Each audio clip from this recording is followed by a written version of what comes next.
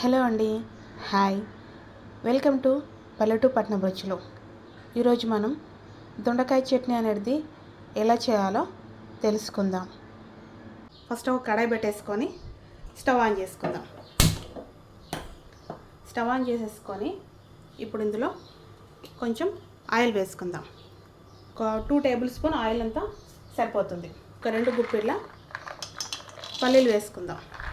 పల్లీలు వేసుకోవడం వల్ల దొండకాయ చట్నీ అనేది చాలా టేస్టీగా వస్తుంది. ఫ్రై అయ్యాయి. ఇప్పుడు మనం వీటిని ఒక గిన్నెలోకి ట్రాన్స్ఫర్ చేసుకుందాం. నేను డైరెక్ట్గా మిక్సీ గిన్నెలోకి వేసేసుకుంటున్నాను. పల్లీలు ఈ విధంగా ఫ్రై కావాలి. అప్పుడే మనకు చట్నీ అనేది చాలా టేస్టీగా వస్తుంది. పచ్చిమిర్చిని కూడా ఫ్రై చేసుకుందాం. నేను ఒక 10 to 12 పచ్చిమిర్చిని తీసుకున్నాను. ఆయిల్లో వేసి ఫ్రై చేసుకుందాం. రుచికి సరిపోయినట్టు స్పైసీగా తింటే ఎక్కువ వేసుకోండి, లేకపోతే నార్మల్గా కొంచెం చప్పగా తింటామంటే కొంచెం తగ్గించుకోండి. ఒక 10 నుండి 8 వరకు వేసుకోవచ్చు. స్పైసీగా తింటామంటే ఒక 12 నుండి 15 పచ్చిమిర్చి వేసుకోవచ్చు.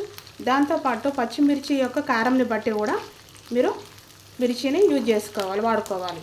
ఓకేనా. వీటిని కూడా మంచిగా మనం పచ్చి వాసన పోయి మంచిగా ఫ్రై చేసుకుందాం. ఇంకోటి, పచ్చిమిర్చిని ఎప్పుడన్నా కానీ కట్ చేసి ఫ్రై చేసుకోవాలి. మనం చట్నీస్ చేసుకున్నప్పుడు, రోటి పచ్చళ్ళు చేసుకున్నప్పుడు కట్ చేయకుండా అలానే డైరెక్ట్గా వేసామనుకోండి, అవి మనకు చిల్లుతాయి పైకి. అలాంటప్పుడు మూత పెట్టుకొని ఫ్రై చేసుకోవాలి. ఇప్పుడు మూత అనేది అవసరం లేదు, ఎందుకంటే నేను ఆల్రెడీ కట్ చేసుకున్నాను కాబట్టి, ఒక్కొక్క పచ్చిమిర్చిని 3 వక్కలుగా చేసుకున్నాను కాబట్టి మూత నేను పెట్టలేను. ఇప్పుడు ఈ విధంగా ఫ్రై అయితే సరిపోతుంది. మిక్సీ పాత్రలోకి వేసేసుకుందాం. సరిపోతుంది. ఈ విధంగా ఫ్రై అయితే సరిపోతుంది. పచ్చి వాసన పోతే సరిపోతుంది. మరీ ఎక్కువగా ఫ్రై అవ్వాల్సిన అవసరం లేదు. దొండకాయల్ని వేసుకుందాం. నేను ఇక్కడ ఒక 200 గ్రామ్స్ దొండకాయల్ని తీసుకున్నాను. అంటే కౌంటింగ్లో అంటే లెక్కలో చెప్పాలని అంటే ఒక 15 దొండకాయల్ని తీసుకున్నాను. ఎక్కువ ఒక 1/2 కిలో అంతా చేసుకోవాలనుకుంటే కొన్ని పల్లీలని ఎక్కువ, కొన్ని మిర్చీస్ని కూడా ఎక్కువ వేసుకొని చేసుకోవాలి. ఇప్పుడు మనము వీటిని మంచిగా కలుపుకొని కొంచెం సేపు మగ్గాలి కాబట్టి మనం వీటికి దీనికి దొండకాయలు మగ్గాలి కాబట్టి ఇప్పుడు మూత పెడదాం. మనం మూత పెట్టేసి స్లో ఫ్లేమ్లో మంచిగా కుక్ చేసుకుందాం. ఇప్పుడు ఇందులో రుచికి సరిపడా సాల్ట్ని వేస్తున్నాను. అంటే ఒక టీ స్పూన్ సాల్ట్, తక్కువ ఉంటే మళ్ళీ వేసుకుందాం.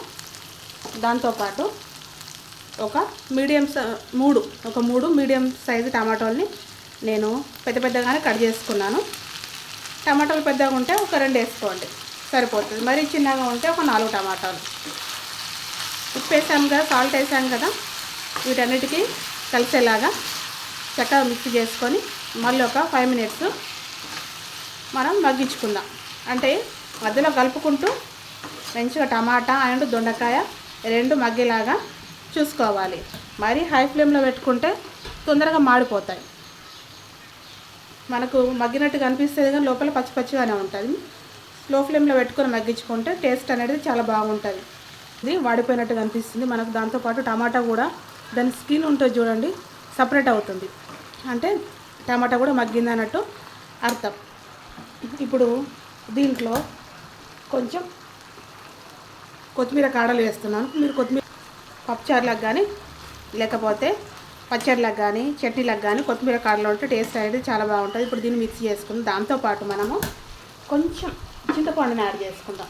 నేను ఒక 2 రెబ్బల చింతపండును యాడ్ చేస్తున్నాను. నల్లగా ఉందని ఏమనుకోకండి, ఇక్కడ షాప్లో ఇలానే ఉంటుంది. 2 రెబ్బల చింతపండు. మీకు చింతపండు ఎక్కువ కొంచెం పుల్లగా ఇష్టం అంటే ఇంకొంచెం యాడ్ చేసుకోవచ్చు. మా ఇంట్లో కొంచెం పులుపు అనేది ఎక్కువ తినరు కాబట్టి నేను 2 రెబ్బలే యాడ్ చేశాను. వీటన్నిటిని చక్కగా మగ్గించుకుందాం. ఇప్పుడు ఎక్కువ మొత్తం ఉడకాల్సిన అవసరం ఏం లేదు. ఇంకా ఈ వేడికే చింతపండు కొత్తిమీర అనేది మగ్గిపోతుంది. ఇప్పుడు ఇందులో చూడండి, వాటర్ అనేది ఏం లేదు కాబట్టి ఈ టైంలో మనం స్టవ్ ఆఫ్ చేసేసుకుంటే సరిపోతుంది. స్టవ్ ఆఫ్ చేసేసుకొని ఇప్పుడు కంప్లీట్గా దీన్ని చల్లారబెట్టుకుందాం. చల్లారబెట్టుకున్న తర్వాత ఇప్పుడు మనం ఇంతకుముందు పల్లీలు, పచ్చిమిర్చి ఇవన్నీ వేసుకున్నాం చూడండి. ఇది ఫస్ట్ మిక్సీ పట్టేసుకొని దాని తర్వాత నెక్స్ట్ ఇది మిక్సీ పట్టుకుందాం. అది కూడా మీకు చూపెడతాను నేను. ఈ దొండకాయ టమాటా మిశ్రమం కంప్లీట్గా చల్లారిపోయింది. ఇప్పుడు దీన్ని మనం మిక్సీ పట్టుకుందాం. ఇందాక మనం మిక్సీ పాత్రలో వేసిన పల్లీలు, పచ్చిమిర్చితో పాటు ఒక ఏడెనిమిది వెల్లుల్లి కూడా వేయండి, టేస్ట్ అనేది బాగుంటుంది. నేను ఇక్కడ ఒక 8 వెల్లుల్లి వేసాను. దాంతోపాటు కొంచెం జీలకర్రను కూడా యాడ్ చేస్తున్నాను. 1 టీ స్పూన్ అంతా జీలకర్రనే యాడ్ చేశాను. దీంతో టేస్ట్ అనేది చాలా ఇంక్రీజ్ అవుతుంది, చాలా బాగుంటుంది. ఇప్పుడు దీన్ని మనం బరకగా మిక్సీ పట్టుకుందాం. మరీ మెత్తగా అవసరం లేదు, బరకగా మిక్సీ పట్టుకుందాం. ఫస్ట్ ఇది పట్టుకున్న తర్వాత నెక్స్ట్ మనం దొండకాయ మిశ్రమం అనేది వేసుకుందాం. ఈ విధంగా బరకగా మిక్సీ పట్టుకోవాలి. ఇప్పుడు చూడండి, రోటి పచ్చడిలాగా బరకగా మిక్సీ పట్టుకోవాలి. ఇప్పుడు ఇందులో మనము టమాటా దొండకాయ మిశ్రమాన్ని కూడా యాడ్ చేసేసి దాన్ని కూడా మిక్సీ పట్టుకుందాం. మరీ పేస్ట్ లాగా చేయాల్సిన అవసరం లేదు. మనం రోటి పచ్చడి అన్నట్టు ఈ కాలంలో రోడ్లు మన దగ్గర లేవు కాబట్టి అవైలబుల్గా మనం మిక్సీతోనే రోటి పచ్చడిని కూడా ప్రిపేర్ చేసుకోవచ్చు. ఈ టైంలోనే ఇప్పుడు మీరు సాల్ట్ అనేది చెక్ చేసుకోండి. మనకు సాల్ట్ అనేది తక్కువ అనిపిస్తే మనం ఇప్పుడే యాడ్ చేసుకుంటే బాగుంటుంది. మళ్ళీ దాని తర్వాత పోపు అవన్నీ వేసిన తర్వాత మనకు ఒక్కొక్కసారి కలుస్తే ఒక్కొక్కసారి కలవది. ఈ కన్సిస్టెన్సీలోనే ఉంటే బాగుంటుంది, మరీ మెత్తగా అయితే బాగోదు. ఇప్పుడు దీన్ని అన్నంలోకి కానీ దోశలోకి కానీ చపాతీలోకి కానీ కలుపుకుంటే బాగుంటుంది. వేడి వేడి అన్నం నెయ్యి వేసుకొని ఇది కలుపుకొని తింటే చాలా టేస్టీగా ఉంటుంది. ఇప్పుడు దీన్ని మనం పోపు పెట్టుకుందాం, తాలింపు వేసుకుందాం. తాలింపు తగ్గట్టు ఆయిల్ వేసుకుందాం. మరీ తాలింపుకి ఏం ఎక్కువ ఆయిల్ అవసరం లేదు, కొంచెం ఆయిల్ అయితే సరిపోతుంది. శనగపప్పు 1 టీ స్పూన్ అంతా శనగపప్పు, కొన్ని ఆవాలు, కొంచెం జీలకర్ర, వీటిని మంచిగా ఫ్రై చేసుకుందాం. ఇక బ్రౌన్ కలర్లోకి వచ్చేదాకా మంచిగా ఫ్రై చేసుకుందాం. అప్పుడే మనకు తినేటప్పుడు శనగపప్పు పంట కింద పడితే చాలా బాగుంటుంది. తినేటప్పుడు కూడా మనకు క్రంచీగా మంచిగా అనిపిస్తుంది. అయితే శనగపప్పు అనేది కలర్ చేంజ్ అయింది.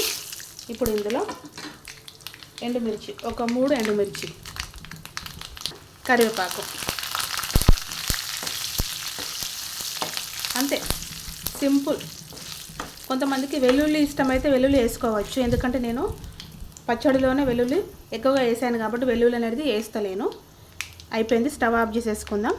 చట్నీ ఉందిగా, దాన్ని వేరే డిష్లోకి ట్రాన్స్ఫర్ చేసేసుకొని పోపు వేసుకుందాం. అందులో చూడండి, దొండకాయ చట్నీ రెడీ అయింది. ఎంత బాగుందో, టేస్ట్ కూడా చాలా బాగుంటుంది. వేడివేడి అన్నంలో నెయ్యి కానీ ముద్దపప్పు కానీ వేసుకొని తింటే చాలా టేస్టీగా ఉంటుంది. మీరు కూడా ట్రై చేయండి. ఎలా వచ్చిందో నాకు కామెంట్ రూపంలో చెప్పండి. నా ఛానల్ని సబ్స్క్రైబ్ చేయడం మాత్రం మర్చిపోకండి. నా ఛానల్ ఏం తెలుసు కదా, పల్లెటూరు పట్నం రుచులు. Please like, share and comment చేయండి.